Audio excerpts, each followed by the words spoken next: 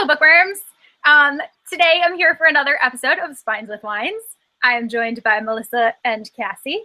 Both of them are going to introduce themselves and tell us what they're drinking and also what they're currently reading. Oh, also, this is going to be about The Graces. I should tell you. Yeah. I'm Melissa Kay, and I am currently drinking this wine called Love Noir. I don't know if you can see it.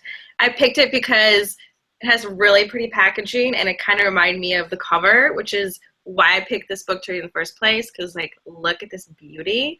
So, and also because it's Black love, and it seemed kind of fitting with, like, the theme being kind of dark and sexy and dark again. Anyways, yes, so this is my wine, and it's themed.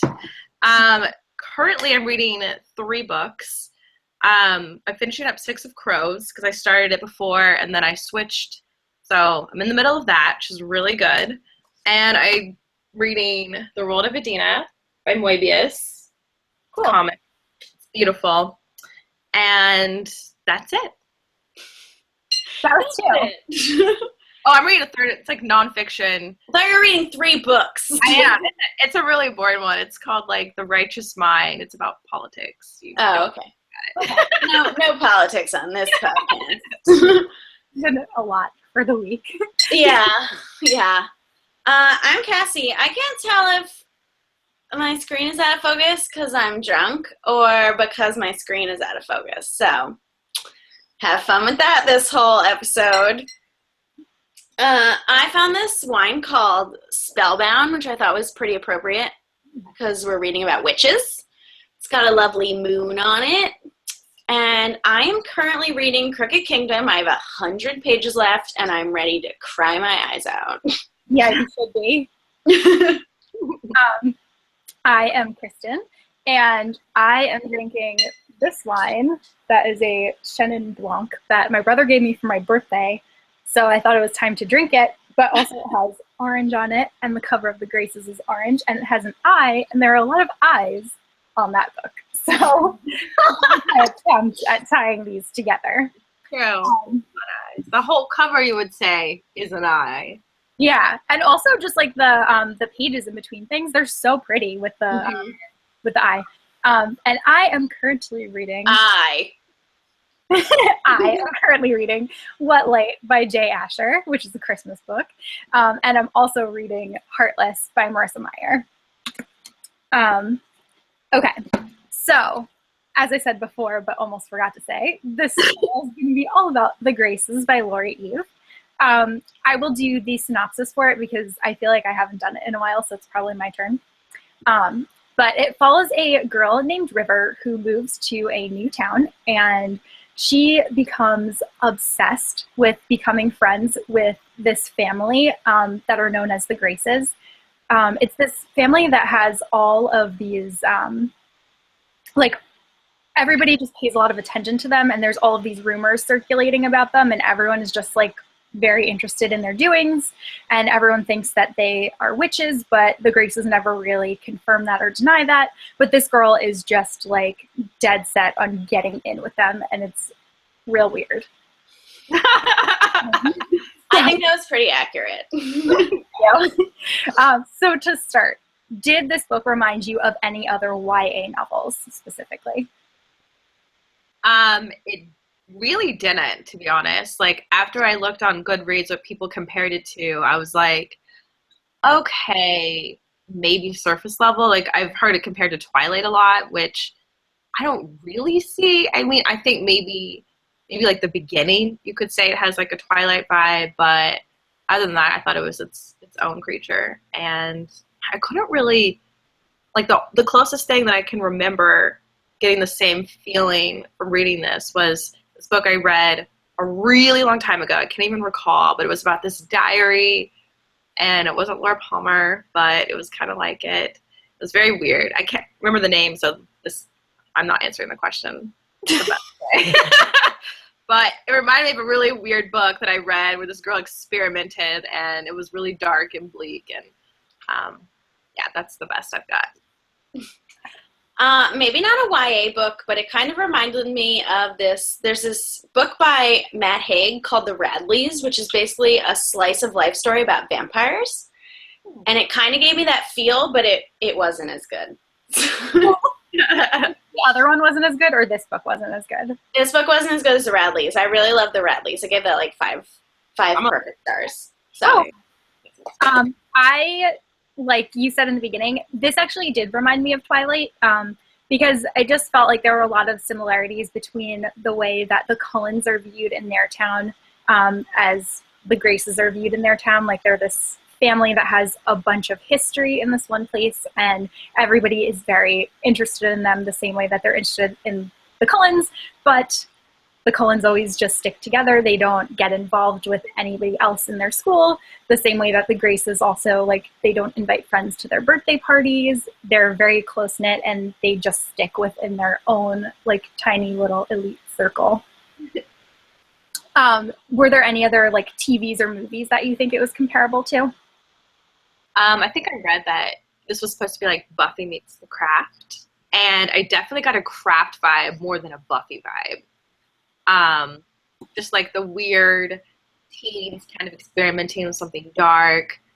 Definitely The Craft.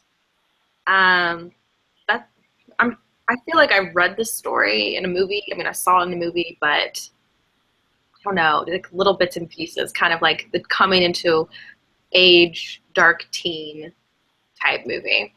But that's it so far.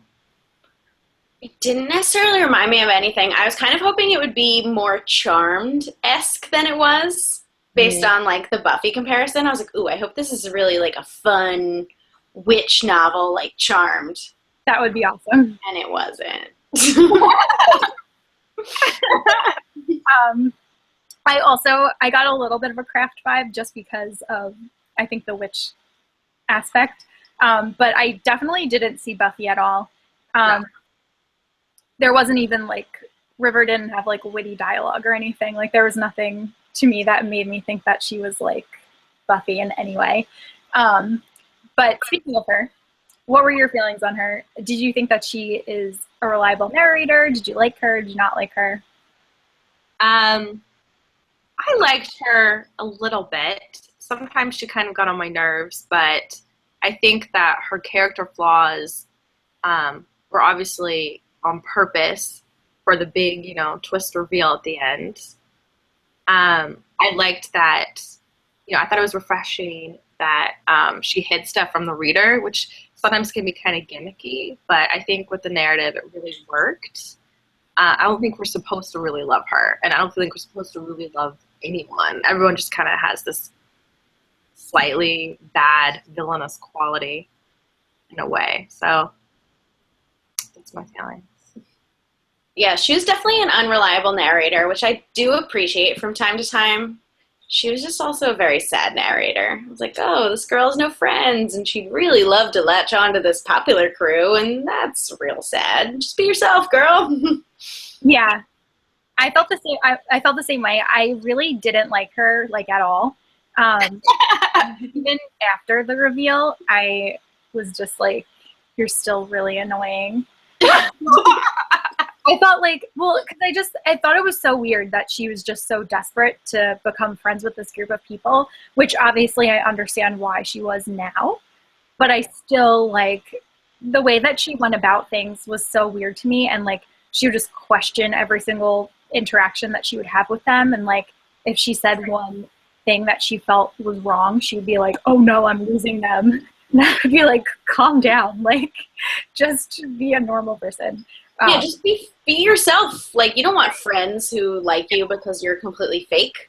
Yeah, exactly. Not like a normal person. I meant. It's crazy. Like, yeah, just be more confident in yourself, and which I guess is harder to do when you're in high school and when you are so desperately trying to be a part of this group. When you think that you're a fuck up.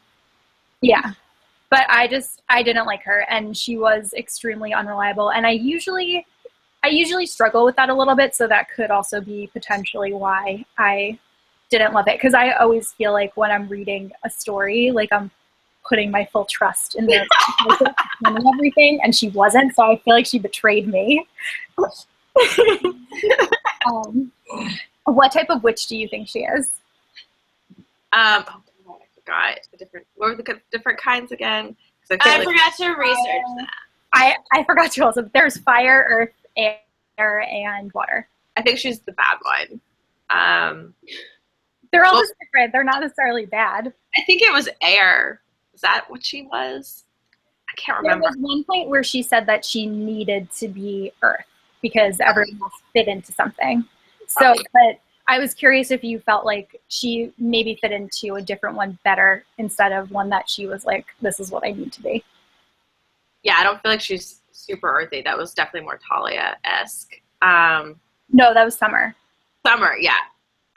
She was definitely the one that like manipulated. I mean, she had like a lot of power.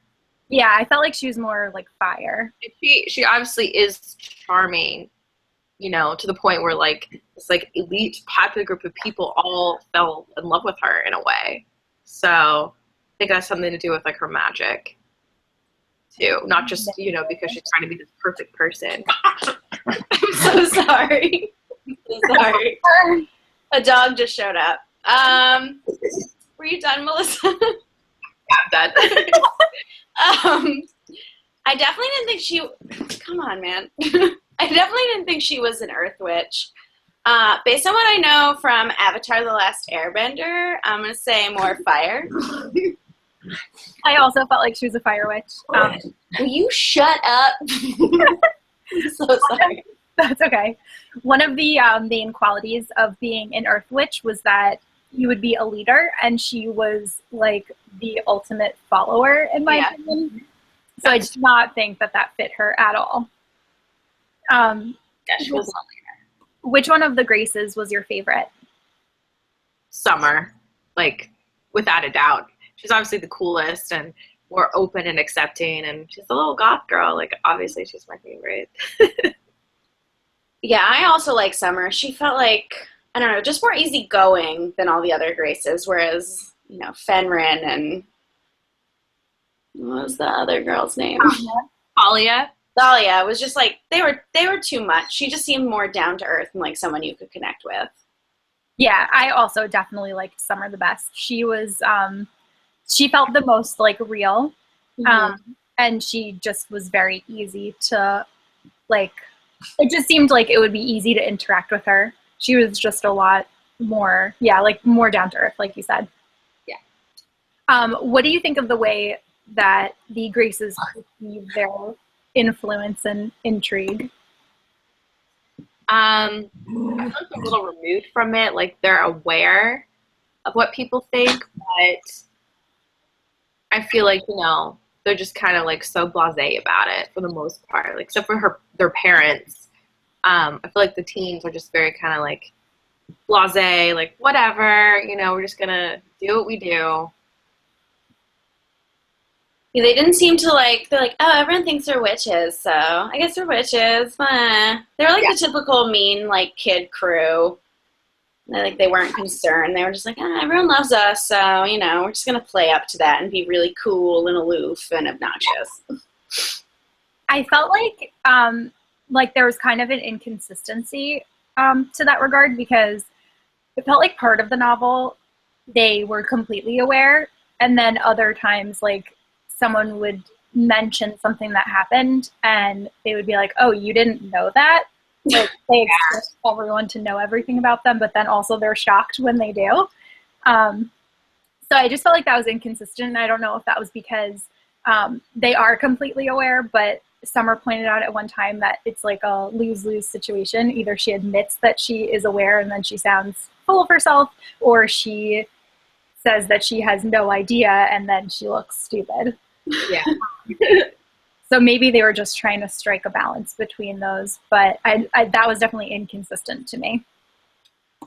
Okay, the next question is like super long. The romance in this novel is very unique compared to other YA books. What did you think of the relationship between River and Fenrir, between Wolf and Fenrir, between Marcus and Talia, and did you feel like there was anything between River and Summer? Because I did. I think the River-Fenrir relationship was definitely interesting because obviously in the beginning, were set up to think that this is going to be that type of thing. And I really liked the twist, how it ended up totally, like, blowing our minds. You know, there was no happy ending. No one really got together. Like, everyone was already kind of together. The only romance, I think, that was, like, kind of blossoming were you mentioning River and Summer. I'm not sure if I got that vibe, like, a lot. I feel like on River's end, she was just kind of, like, enthralled and obsessed with them. So for her, like, everyone kind of felt that way, but she was obviously head over heels for Fenrir. And Summer, I'm not sure. I mean, I saw that a lot of people got that vibe, and I could kind of see it in a little bit, just because she was so obsessed with her. But, I mean, I didn't get, like, a strong romantic vibe. I thought Marcus and Talia's relationship was really interesting. I like how he went crazy. I thought that was kind of cool. Yeah, that's about it. I thought all their relationships were very refreshing because I'm so used to, in this YA sphere, usually either a love triangle, which no one likes anymore, or like this insta-love thing. And this was kind of that unrequited love feel, which I just like really appreciate. So I thought that was very refreshing to kind of get a different perspective on that. Until you wrote about Summer and River, I actually hadn't like pinpointed that myself, but like, right. Looking back on it, I find that really intriguing, actually. Yeah. I feel like there was like an underlying kind of thing. I feel like because River was so unreliable, it is hard for me to believe that she was as into Fenrir as she said that she was. I think that she saw Fenrir as her into the group. As like obviously Summer was her best friend, but she could kind of cement her place if she were to be in a relationship with Fenrir, and she refused to see what was going on between him and Wolf. That is, I picked up on immediately. As soon as Wolf said, like, you know, everyone is in love with one of them, and then he didn't say who, I was immediately like, okay, he loves Fenrir. Like, that's... Oh, yeah, that reveal was, like, not shocking. Yeah, no. Yeah. So I liked that. I liked their relationship. Marcus and Talia, I thought that was one of the most interesting ones because you could tell that Talia did really like him, but she just was like listening to what her parents told her, and she was afraid of this curse. So that's why she completely pushed him away, even though they could have like had something going on. And I just really felt like Summer and River would have been great together. And I think that like, I think River, I definitely think Summer had feelings for River to accept her so quickly and everything like that. But I feel like River kind of denied her feelings because she was so focused on getting Fenrir to like be into her. So do you believe in the curse that was placed on the Graces?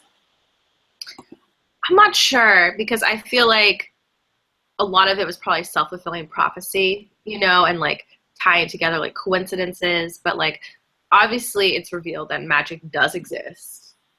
And even though they definitely... Oh my god, spoilers! Right. This whole show is spoilers. Even though they toyed with the idea of like, you know, is this really going to be magic or not? Like, I kind of like that you didn't know really until the very end. But I think, I'm not sure. I don't really believe in the curse. I feel like it was like a self-fulfilling prophecy where some of them were concerned. I mean, Marcus going crazy, wasn't it like explained what happened to him? Like, didn't Talia cast like a crazy spell on him, which backfired? Yeah, she used like a fox heart to try to get... Right, yeah, which I think that's why he went crazy. Mm-hmm. And sure enough, River fell in love with pretty much all of them, and she didn't really go off the deep end. I mean, granted, she has her own magic powers, but she's not part of the family, which is what the curse specifically stated, right? Mm-hmm. I mean... Yeah. So I feel like it was just kind of, you know, they gave power to the curse, like practical magic, where true love superseded it, you know? Yeah, I took it as they're not witches. They have like no connection to magic, really. They're just kind of fakers and... Except for River. Like, that was the twist to me. It was like, this family of witches, not fucking witches. This girl who wants to be a witch, probably actually a witch. These people are just crazy. Yeah. I felt the same way. I actually, so like, until I had finished the book, I was like, okay, I do believe in this curse. But then the more that I thought about it, I was like, wait, their parents got married and are still together and are fine. So how did the curse not affect them? And Like, did they marry within their family? Like, is that why? Like, how was does this like a Game of Thrones incesty thing? yeah. How do you have all of these generations of graces and stuff if none of them had stuff like things that worked out? It just seemed strange to me. And I guess they imply that the mom is cheating on the dad, but we don't necessarily see that. right. So I don't know. I feel like I don't believe in it, and I also feel like you said how it was crazy how they were the ones that were supposed to be witches, and then they really don't know anything about magic, and it's River that knows everything. Not knows everything, but They're is just like weirdo hippies. Yeah, exactly. Pray to the goddess, you know. So do you think that Marcus and River were suffering from the curse, or do you think that they are just unreliable, unstable, or victims of different circumstances?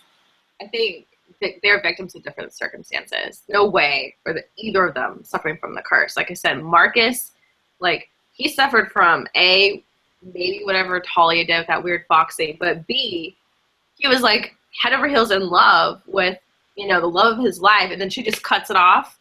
I know completely sane people that go crazy when that happens to them.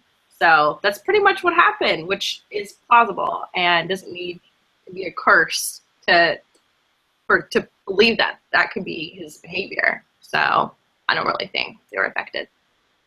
Yeah, they were just like both obsessed with this family, and the fact that they couldn't access them anymore just kind of like drove them off the deep end. And maybe the fact that they even knew this curse existed probably like played into that a little bit. Exactly. Self-fulfilling prophecy. Yeah. Yeah. I also think that they were just victims of different circumstances. I think that if Talia had given Marcus a reason as to why she couldn't be with him, like even if she just said that she didn't have feelings for him or something like that, I don't think that he would have acted the way that he did. I think that he knew that she liked him, but she just was kind of following her parents' orders. So that's why he wouldn't give up for so long. And I just think River was obsessed with being friends with them. Yeah. Did you pick up on her powers at all before we got the big reveal? Yeah, totally. That very first moment when Marcus came to their Whoa. That scared the shit out of me. Guys, Boxcar's making the funniest noises. He's so cute. I was like, what is that? Continue. When the first time when Marcus was like, you know, at the party and like she made the rocks or something, you know, do it or the lights go out, I can't remember. But you know, it was at the party when Marcus showed up. I knew immediately it was her. Like, oh, the plants? Yeah, there you go. That. And it didn't just happen around Marcus, it was oh no, wait, I might be confusing a different book. You know what? I'm thinking of a story in the Slasher Girls and Monster Boys anthology, but same premise, like all these mysterious things happening, and she thinks it's someone else, but it's definitely her. Mm-hmm. Too coincidental that keeps happening. Agreed. Her dad disappearing. Yeah. In the cornfields.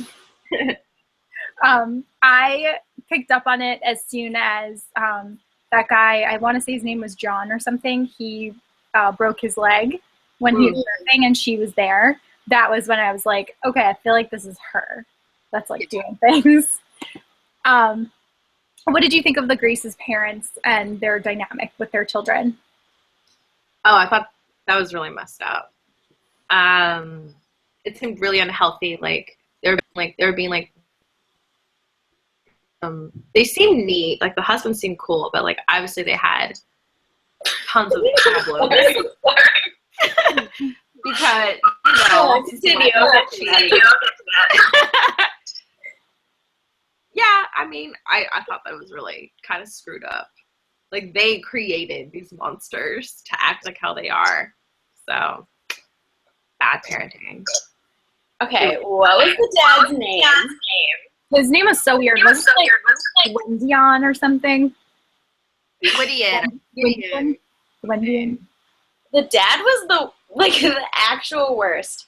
That scene where they went to River's house to like talk to her. You thought he was the worst? Was he even there? I don't even remember him being there. I remember. No, it was the dad and the mom, and they were just like, "We're better than you because we're really rich. We have lots of money, and look how blonde we are." And like, I just imagine like Thranduil as the dad. I love Thranduil, so don't even. Thranduil's great, but like if Thranduil was like a giant dick, that would be their dad. Like, it was just an unhealthy relationship with these children. Like, they had such high expectations on them.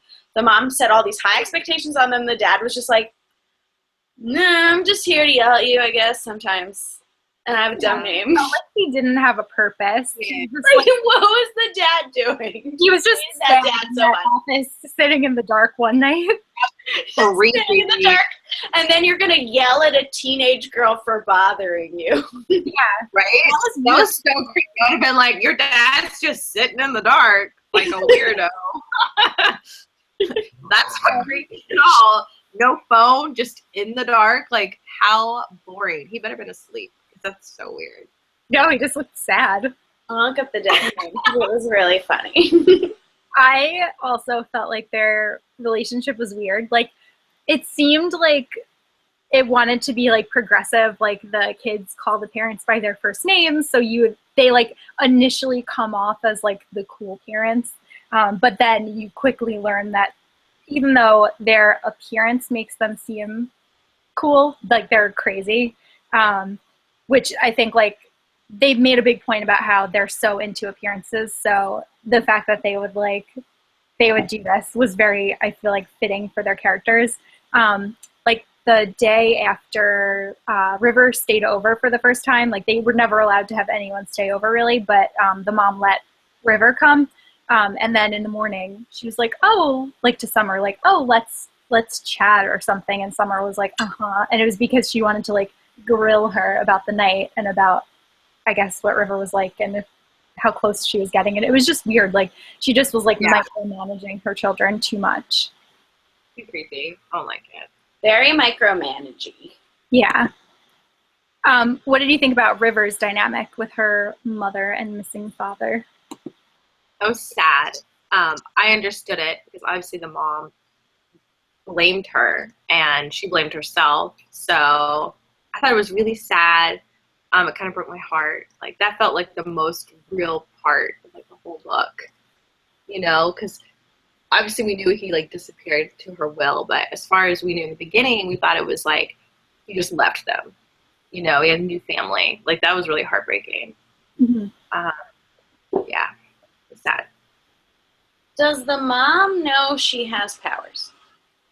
She knows that she makes things happen. That's why her dad. Right, that's right. That's how the dad wanted to lock her up. Okay. At the end. It was very sad, but at the same time, it's like, your child isn't... Okay, so I was talking to this about Kristen, like through text message. So River kind of reminded me of the Twilight Zone episode where that little boy just like can make anything happen with his mind. And he sends like bad people into the cornfield. Oh, so everyone's like... Yeah, so everyone's like terrified of this child. So that's like kind of what her mom reminded me of. Like she loves this daughter that she created, but at the same time she's like very fearful of her because like a single thought can send her dad into the cornfield and disappear forever. I did not get that reference when you I'm sorry, it's okay. I said a joke to Kristen about, she sent the dad into a cornfield, and Kristen's like, what, did I miss a part about a cornfield? I was like, I know I'm reading it fast, but am I reading it that fast? Did I miss a very important cornfield scene?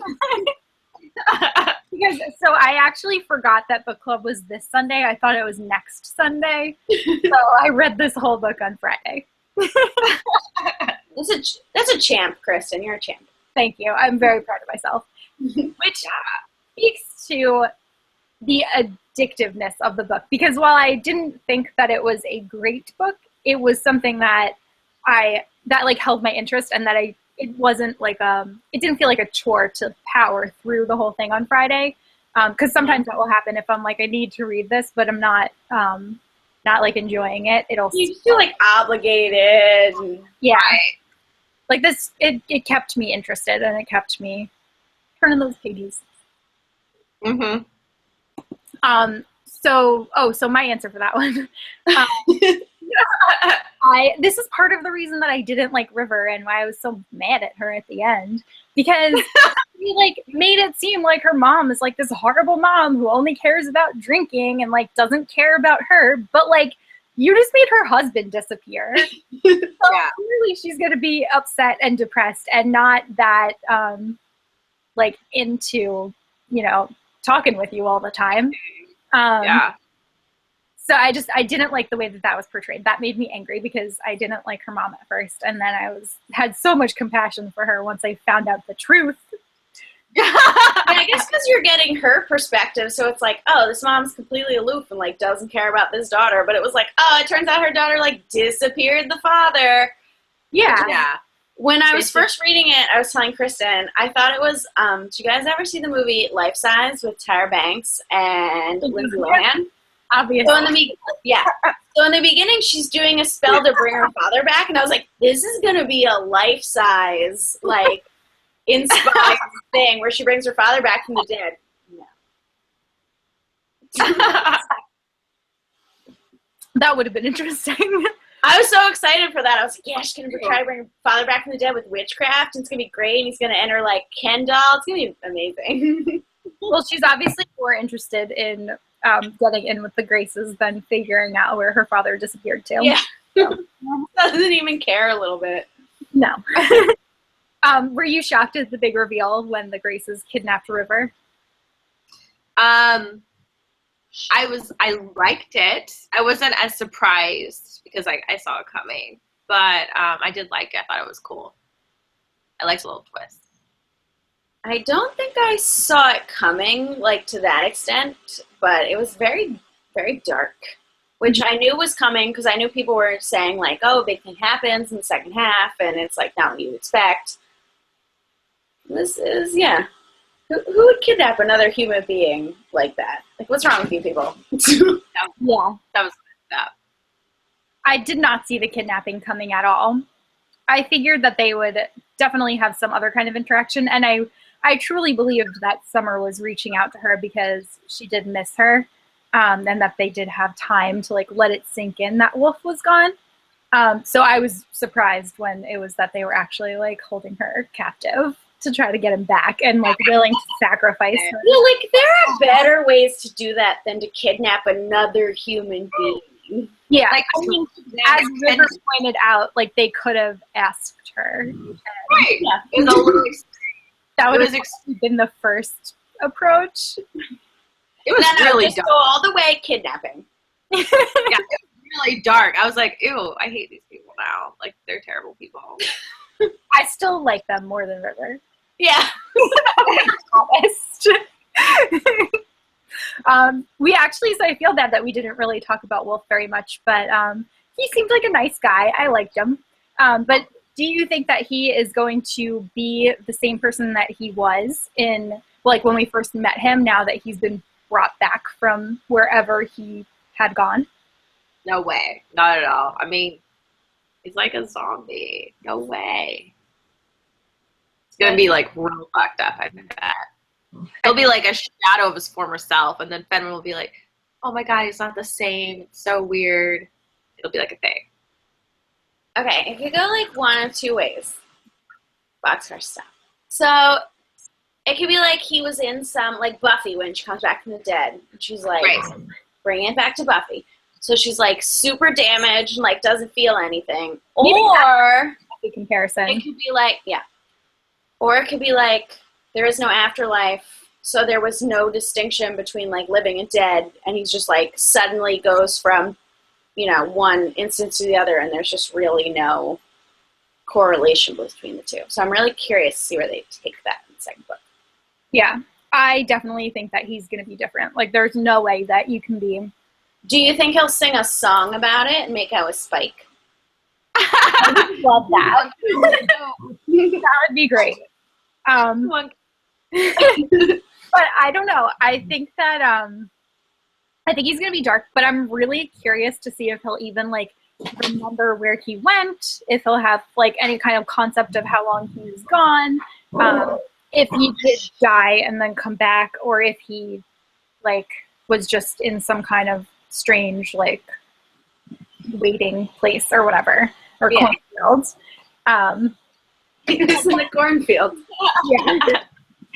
How do you think that River's relationship is going to change with the Graces in the second book, and how do you feel about her team up with Marcus?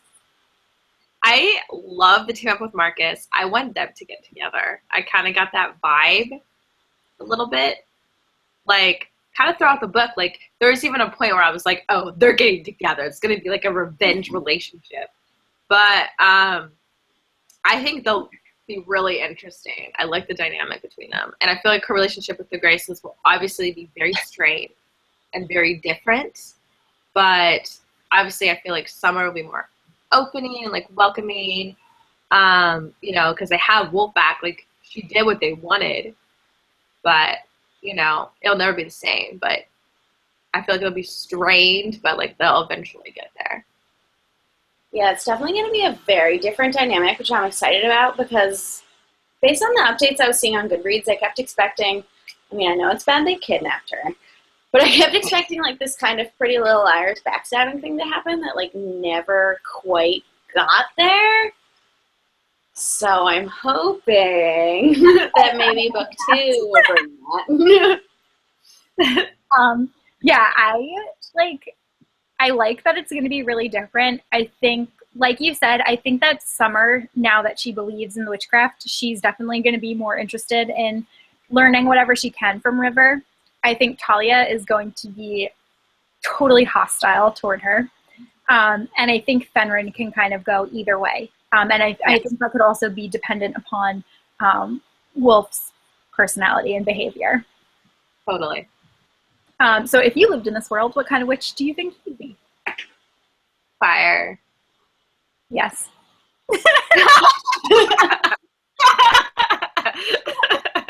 I forget what they all meant. What did they all mean? Good question. Let me see. I wonder if I can find it. Okay, so water is Katara and air is Aang. I remember like the basics of some of them. I'm gonna fill in time while these girls look at da da da da da da. It's a wonderful song. Fill in airtime. Da da da da da da da da. Hey guys, it's funny because I'm like, look at my dog. Hey, he's so cute. Ah! I'm looking through it like specifically on one side of the page because I remember it being on that side when I was reading it, but then I'm also thinking about how I actually read it on ebook, so that could So it might be that.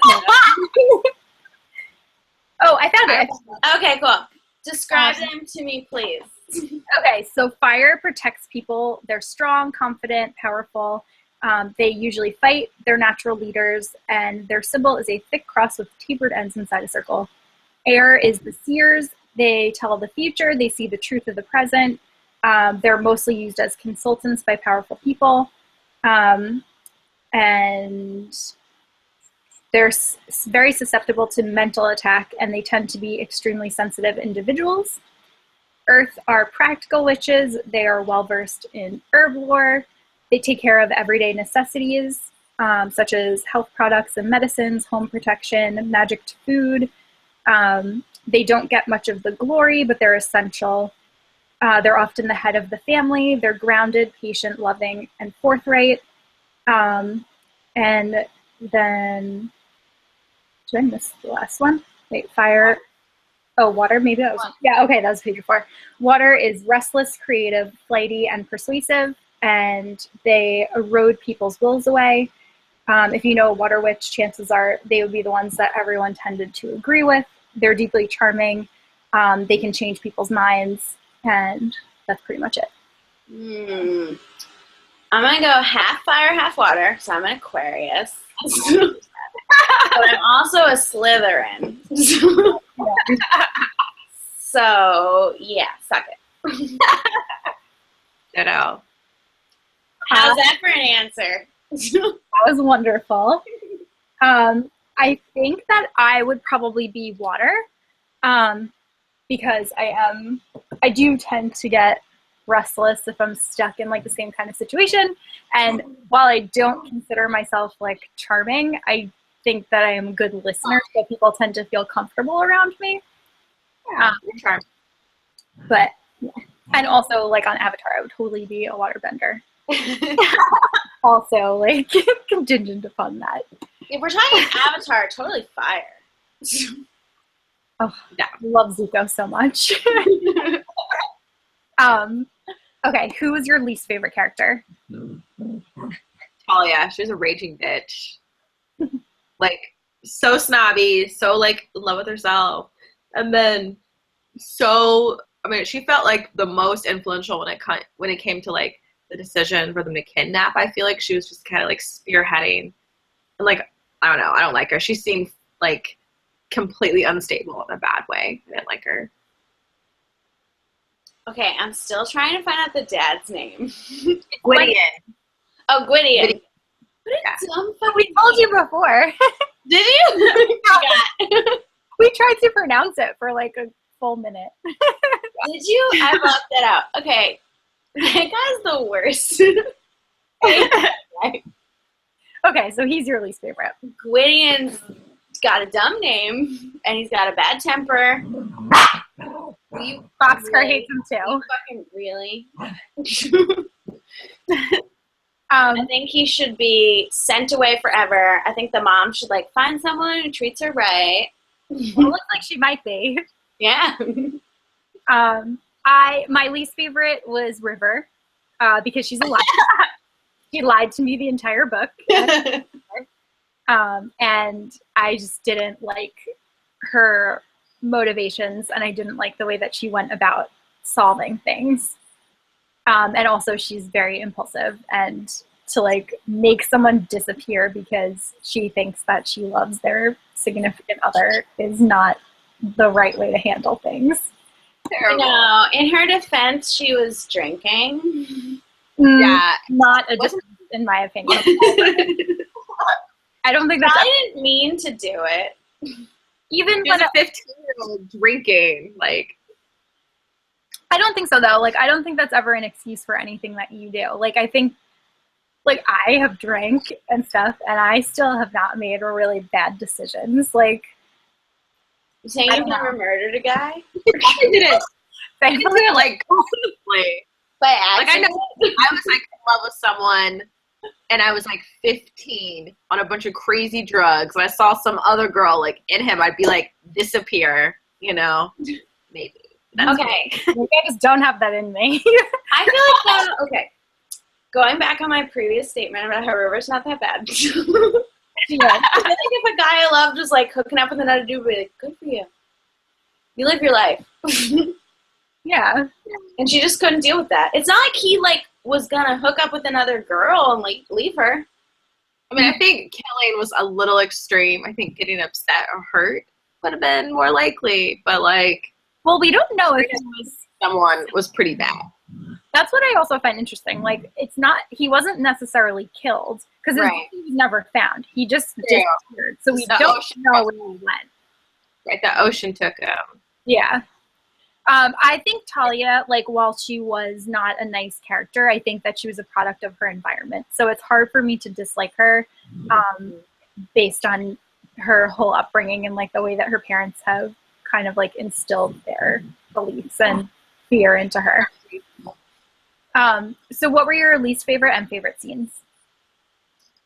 Favorite scene would probably be the very end when, like, the epilogue after she brought him back from the sea, when she's like, I'm River 3.0, you know, this is how I roll now. Like, it was like this badass, like, cool person.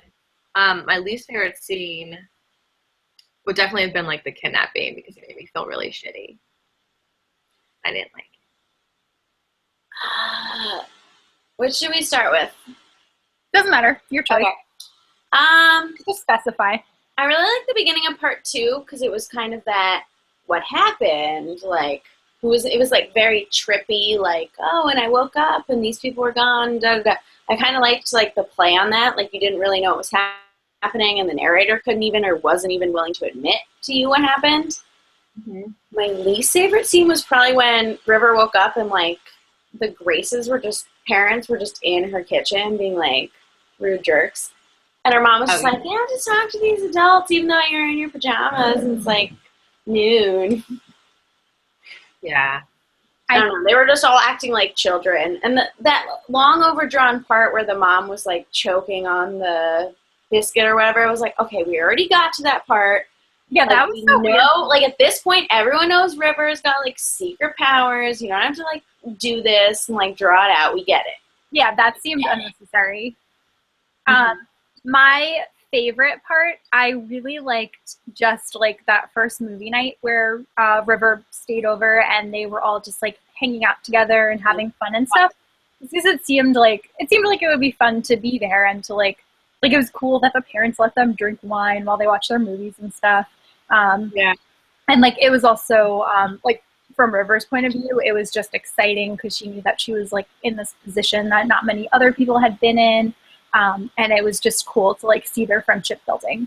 And then my least favorite scene was probably also the kitchen scene with the Grace's parents because first of all, I thought it was unnecessary. Second of all, like it just seemed like weird to me for parents to get involved in that kind of thing. Like I guess it's an extreme situation, but I always hate like just in high school, like there were always those parents that would be the ones to like get involved or like call other people's parents when things were going on. And I feel like it's something that a person needs to work out for themselves. Like I feel like Summer and the Graces needed to figure it out. I don't think it was their place to be like, all right, we're like, you know, taking over yet again and controlling everything and saying that you guys can't hang out.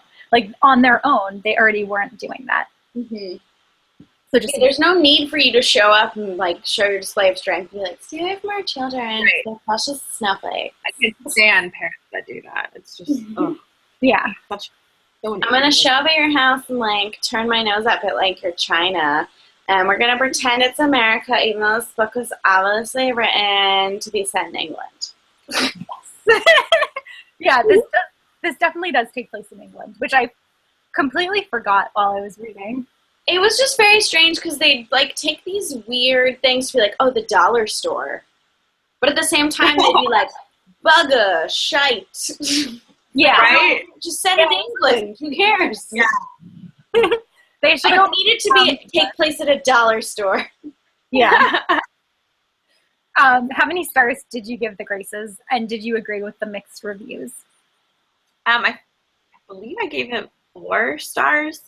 I understand the mixed reviews, but I really liked it. Like, it captivated me. Like, I read that book in probably a day or 2, and I just thought it was really refreshing and different, and I like that it made me uncomfortable, because few books really do. So, I gave it 4 stars. I also gave it 4 stars. Like, it was... I wanted more, which it didn't give me. But I did enjoy what we got. Like, I like that really slice of life, like, slow burn sort of book, which I really appreciated. But I could definitely understand why people wanted, like, a plot. Yeah, I don't need that all the time. I gave it 3 stars. I agree with the mixed reviews. And I think that it was a great, like, jumping off point for the story, but there wasn't much, like, if you think about it overall, there wasn't like a ton that happened. What really happened in it? It was, yeah. The one thing that did happen was negated. Party, someone died, I guess. Like the last 60 pages. Yeah. Yeah. So I I felt like it was an enjoyable read. I was able to read it really quickly. It held my interest.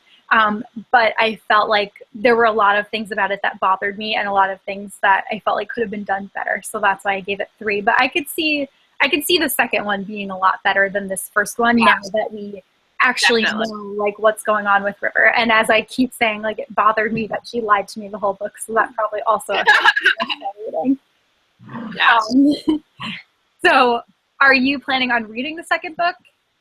And what do you kind of hope to see in the next installment? I'm definitely going to read the second one just because it ended on such a cool, twist. So I definitely want to see just how all the relationships play out.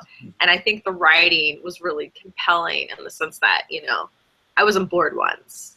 Like, it was just very interesting. Even if it wasn't, like, the best feeling that you got. Like, I think it's compelling enough to pick up the second volume. Yeah, I'll definitely be picking up the second one. I just want a little more drama because based on what I was getting on Goodreads, it was like, these people are terrible and da-da-da. So I was kind of expecting that, like, drama-esque onto the contemporary plus witches. So I would really like to see that in book 2, especially knowing where they left it off. There's definitely room for that. Yeah, I am definitely interested enough in reading the second one. I think until those last, like, 40 or 50 pages or whatever, I was kind of like, I'm probably good with this one. I don't really need the next one. But then once everything happened, I was like, all right, they've got me. I'm going to come back. Cassie's gone. Nope, I was just letting the dog out of the room. I like that. Like, I will read the second one. I'm curious to see. I think I'm most interested in what happened to Wolf and where he went, and to see if, like, she tries to bring her dad back at all, and just to find out what it is, like, if he died or if he went some other place. Like, I just really want to know. Did she try to bring him back at all after it happened? Did she? Yeah. I don't know. I guess didn't she say, like, she didn't believe that her magic could be used for good? Like, she only she thought it was, like, all evil situations. Yeah. She didn't even try. No, she didn't try. She just wanted to hang out with the Graces instead. Exactly. So it's want to be a really cool teen. And be really unfair to her mother. Telling other people a story. Do you recommend this book for other people to read? I think a certain type of person. I feel like a lot of people will be really turned off by it. I guess it depends on the person. But not to everyone, because I just feel like a lot of people wouldn't get it or would be too uncomfortable. I definitely wouldn't recommend it to someone who's like, I love really high, like, action, fantasy. Like, that's not the type of person I would recommend this book to. I'd probably recommend it to someone who could, like, handle, like, a very slow contemporary with maybe witches. Maybe witches. Yeah. I think I would be really hesitant to recommend it to anyone. Like Melissa said, I think it, like, a very specific type of person would enjoy it. But if, like a general population was asking me for, like, a Halloween read or something, this wouldn't be it for me. I would still be like, Anna dressed in blood. Maybe not the Graces. Yeah, because it was very slice of life until part 2. And part 2 is not halfway through the book. Part 2 is much closer to the ending. Mm-hmm. That's when things really turn Yeah, around. when you were like, oh, I'm not at part 2 yet, but I only have 60 pages left, I was like, oh okay. Yeah, I was like, that's weird. I wasn't expecting that. Nice. Do you guys want to talk about our next book? Yes. Ew. It is Heartless by Marissa Meyer. I started this already and I'm really enjoying it, but I have to say that I'm honestly, like, most interested in Cassie's opinions since Laure, Alice, and connoisseur. But yeah, fairy tale retelling about the Queen of Hearts. It's her backstory before she turned evil. We're going to see leading up to where she is, and we already know going into it that it's going to be pretty tragic. Oh yeah, I've heard nothing but sad things. Me too. Oh, good but sad. Yeah, but I really love it so far. No, I'm not going to talk about it yet. Tell me more, tell me more. You'll have to wait. And then actually, so Cassie was just showing, but this is one of the most beautiful hardcovers of the year, in my opinion, if you take it off. That is a gorgeous book. And that spine, like, oh my God. This is like so like bookshelf goals, library worthy, like that that looks like an old, like substantial book. I love it. Okay, so anyway, before we go, do you guys want to tell everyone where they can find you? You can find me on Twitter, Instagram, wherever, as Mecca Melissa. I was going to say same, but I'm not Mecca Melissa. So you can find me on Instagram and Twitter and Goodreads, unless you're a creepy weird man. You're smaller. I've had so many creepy weird men lately, so please don't friend me if you're a creepy weird man. YRCHMONGER, or you can follow my book blog, Bibliomantics. And I am Kristen, or Super Space Chick, and you can find me here on this YouTube channel. Actually, today I just hit 8,600 subscribers. So holy shit! Good job. Thank you. I'm like, so I woke up and I was like, oh my God, that's so exciting. It's like double since the last time I looked. I know. It's been like shooting up. I don't know why, but and then find me. So they're all gonna lose us because of this. I know. Cassie's so drunk. You're welcome. So drunk. You can also find me on Twitter at Super Space Chick, on Instagram as Super Space Chick, or on Goodreads. Those are like my 3 main social media networks. And yeah, so I think that's everything that we have. So we'll see you guys next month to talk about Heartless, and we're gonna really try to be better about telling you when our live show is this month. And I know I say that every month, but I swear. I didn't announce anything today. Yeah, you're usually the one that does it, but you got drunk real early, so. I got drunk company. So yeah, that's where we stand. So we'll see you guys next month. Bye.